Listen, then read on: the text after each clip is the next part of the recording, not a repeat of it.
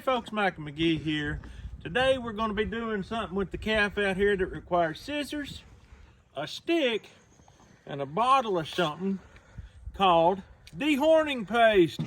I know some of y'all don't like this, but it's by far easier than dehorning them after they're get the horns on them. Recently I did a dehorning banding video. That's a good option. Whenever I had these horns cut off, I didn't know about that. I figured the vet, she chopped them off, did a great job, but they don't stop growing just because you chop them off. They're curling around towards her head. So I'm gonna show you how to do it, but first I'm gonna show you the one I did last year in the video.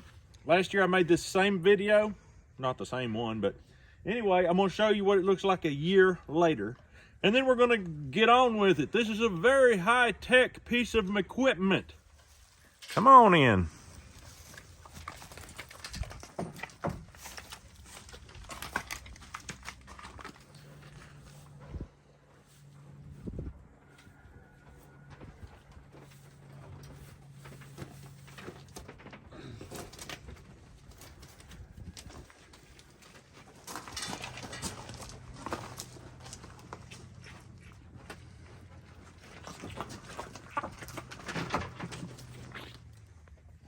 So this here is Daffodil.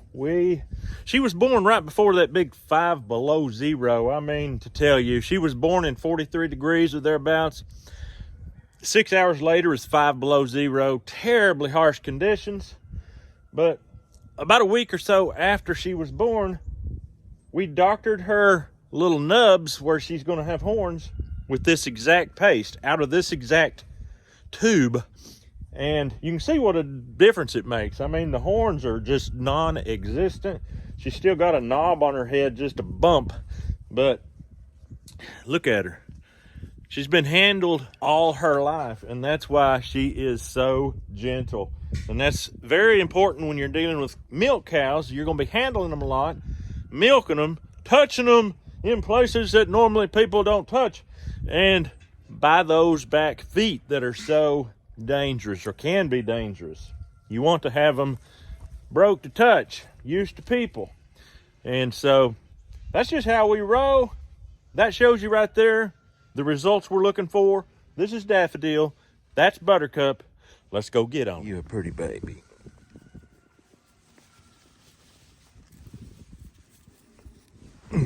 Once we put the dehorning paste on her, we can't let her suck like this because she'll probably run her head in there and get that dehorning paste on the cow's udder. And that won't be good because that stuff will burn. And so from that here on out, we have to bottle feed. Now, that's not her mama. That's her half sister. Her mama right here will not let her suck. She'll kick her off every time. She thinks that's unnatural. Well, it is for her because we've always pulled her calves. This is the 4th one.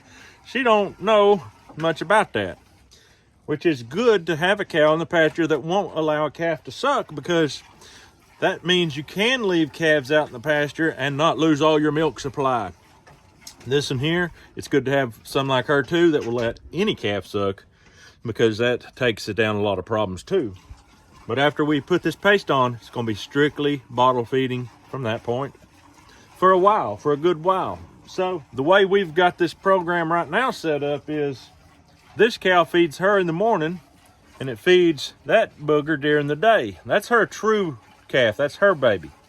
So she makes enough milk for more than 2, really. She makes a lot of milk, but that's how we're handling it. But now we'll be bottle feeding. It definitely beats the alternative of having to deal with a cow with horns when you're milking her.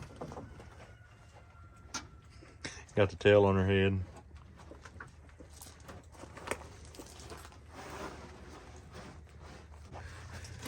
She butts it so hard. Oh my. All right. The calf has drank her milk this morning. So we're going to take care of business now.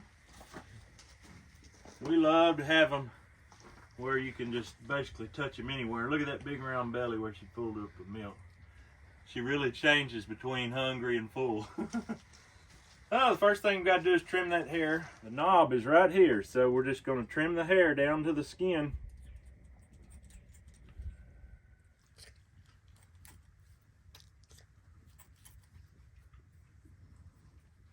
Now, on the can or tube or whatever, it says to rough it up, scratch it up, get that old skin scratched back. It said something about you could use an old corn cob or something like that.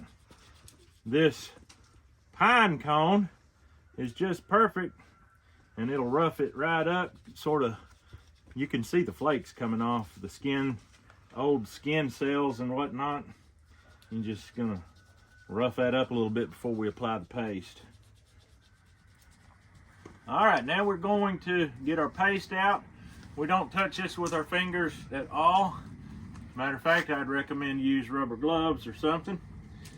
But we'll be able to do it with this stick right here and hopefully not get it on ourselves.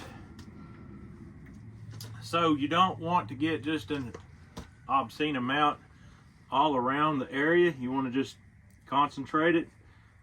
In my opinion, you do want to have plenty though, because the vet told me that there's a certain cattleman or dairyman that tries this all the time and continually is bringing her cows that have the horns growing out in these strange ways where it didn't work. And she said for some reason it grows so much harder that she can't hardly cut them off. And she told him, don't ever do that again. So I've never had that problem because I've always put enough. And no, I've never had it burn down into the brain. I had one of you people told me that happens, and I don't doubt it. I believe it happens, but it hasn't happened to me.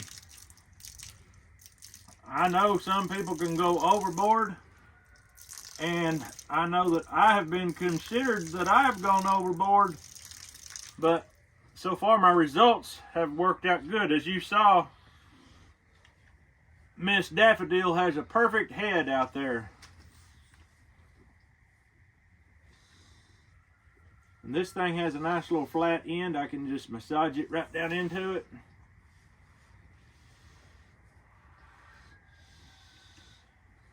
Oh yeah, all over that hump. And that's about all it takes right there. It's probably good to have rubber gloves on where you can rub around on it. So anyway, that'll start working here directly, and let's hope that it takes hold and does a good job. If it don't, I'll show you that, just like I show you everything else I mess up on. But so far, I have had really good success when I remember to do it. On Rosebud, I forgot to do it, and that's why we've got a cow with the crooked horn. But she's a good cow nonetheless. Well, folks, that's all we've got for you today. We hope you have a great day. We'll see you on the next video.